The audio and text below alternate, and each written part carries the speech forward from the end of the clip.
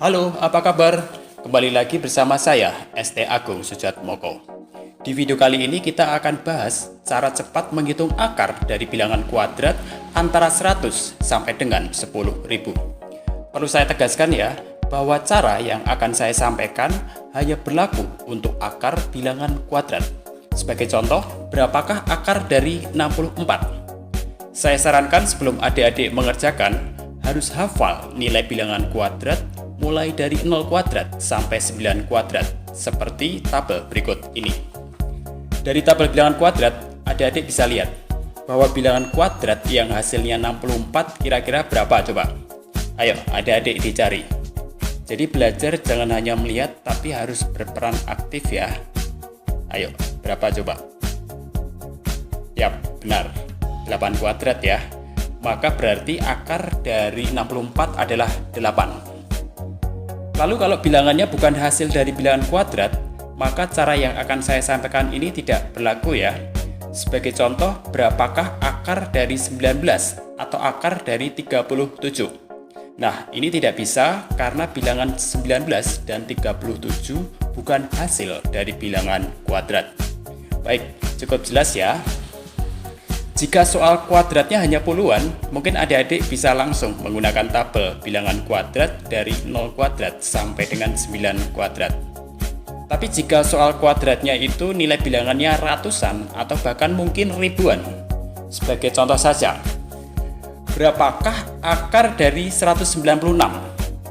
Kan dalam tabel nggak ada ya nilai dari bilangan kuadrat yang hasilnya 196. Maka kita akan pakai cara. Dan cara ini yang akan saya sampaikan. Sebagai bahan latihan akan saya berikan 3 contoh soal. Yang pertama, berapakah akar dari 196? Yang kedua, akar dari 1369. Dan yang ketiga, akar dari 1296. Baik, kita langsung saja ke contoh soal yang pertama. Soal yang pertama, berapakah nilai dari akar 196? Sebelum mengerjakan, saya ingatkan bahwa nilai akar bilangan antara 100 sampai dengan 10.000 pasti hasilnya adalah 2 digit. Oke, kita kembali lagi ke soal. Berapakah hasil dari akar 196? Langkah pertama, adik-adik siapkan tabel bilangan kuadrat dari 0 kuadrat sampai dengan 9 kuadrat. Maka ini harus hafal ya. Lalu langkah yang kedua, pisahkan 2 angka dari kanan dari bilangan 196. Yap, sekarang sudah menjadi 2 bagian ya. Bagian kiri yaitu 1 dan bagian kanan yaitu 96. Langkah ketiga, kita tentukan dulu angka digit pertama atau puluhannya, yaitu dengan cara menentukan nilai bilangan kuadrat yang hasilnya mendekati dari bilangan di bagian kiri. Di sini kan bagian kiri adalah 1. Berarti kita cari nilai kuadrat yang mendekati 1. Menurut tabel bilangan kuadrat yang nilainya mendekati 1 adalah 1 kuadrat. Hasilnya adalah 1. Sehingga digit pertamanya jawabnya adalah 1 ya. Langkah selanjutnya mencari jawaban untuk digit yang kedua, yaitu dengan cara mengurangi bilangan bagian kiri dengan hasil dari 1 kuadrat, yaitu 1. Sehingga 1 dikurangi 1 sama dengan 0. Kemudian hasil pengurangan ini kita bandingkan dengan hasil digit pertama tadi. Lebih kecil atau lebih besar?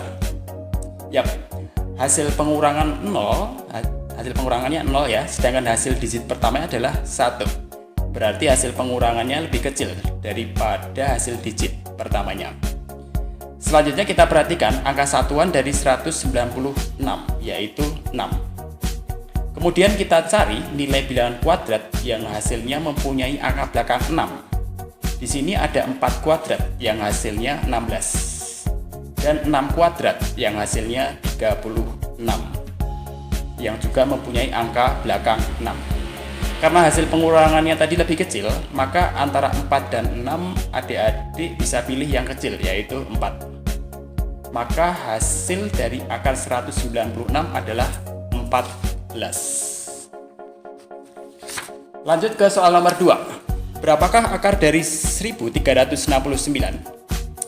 Caranya masih sama seperti soal nomor 1, yaitu kita pisahkan dua angka dari kanan dari bilangan 1369.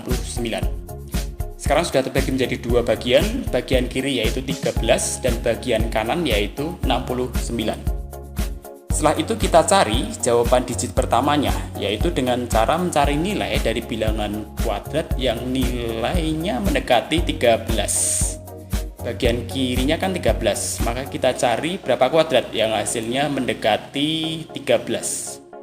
Bilangan kuadrat yang hasilnya mendekati 13 adalah 3 kuadrat, yaitu 9. Kalau 4 kuadrat hasilnya kan 16, dan 16 lebih besar dari 13, maka tidak boleh. Sehingga jawaban untuk digit pertamanya adalah 3. Setelah digit pertama kita peroleh, selanjutnya kita cari untuk digit keduanya. Caranya kita kurangkan hasil dari 3 kuadrat tadi dengan angka bagian kiri, yaitu 13. Sehingga 13 dikurangi 9 sama dengan 4. Sisa dari hasil pengurangan ini, yaitu 4, kita bandingkan dengan hasil digit pertamanya, yaitu 3. Ternyata sisa hasil pengurangannya, yaitu 4, lebih besar dari hasil digit pertamanya, yaitu 3.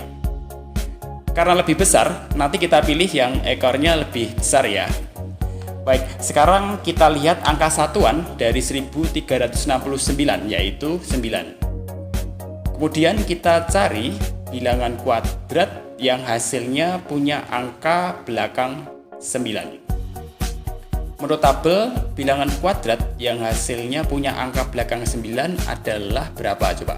3 kuadrat ya, dan 7 kuadrat. Karena nilai hasil pengurangannya tadi lebih besar dari angka digit pertama, maka kita pilih yang ekornya besar. Antara 3 dan 7 yang lebih besar adalah 7. Maka hasil digit kedua adalah 7.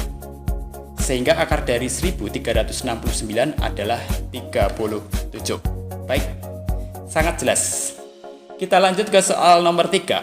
Berapakah akar dari 1296?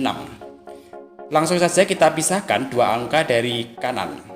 Selanjutnya kita cari nilai bilangan kuadrat yang hasilnya mendekati 12.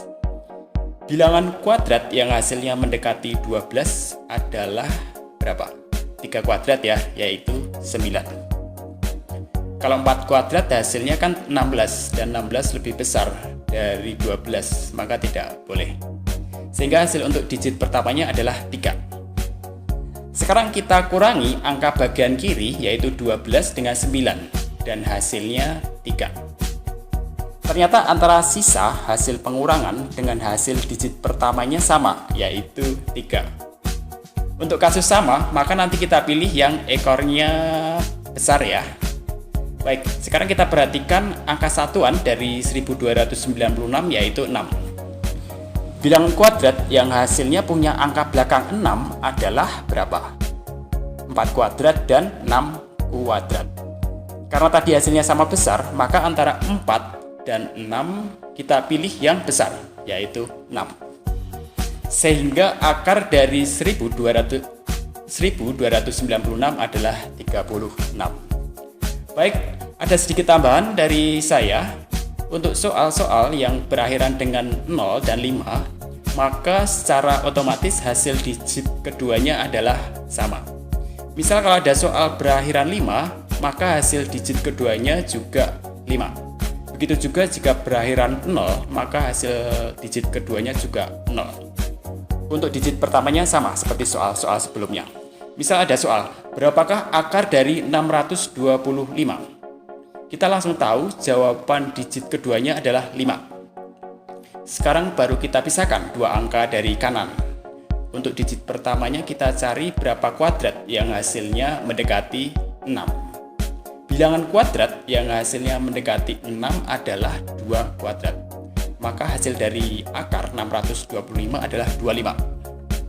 Contoh lain, berapakah akar dari 1600? Karena soalnya berakhiran dengan angka 0, maka otomatis jawaban digit keduanya adalah 0. Untuk digit pertamanya kita cari berapa kuadrat yang hasilnya mendekati 16. Bilangan kuadrat yang hasilnya mendekati 16 adalah 4 kuadrat. Maka hasil dari akar 1600 adalah 40. Baik, demikian video kali ini dan semoga bermanfaat. Jika misal ada pertanyaan, silakan tinggalkan pesan di kolom komentar. Sampai jumpa lagi di video matematika lainnya hanya di channel ST Agung Sujatmoko. Tetap keep spirit and sharing. Salam.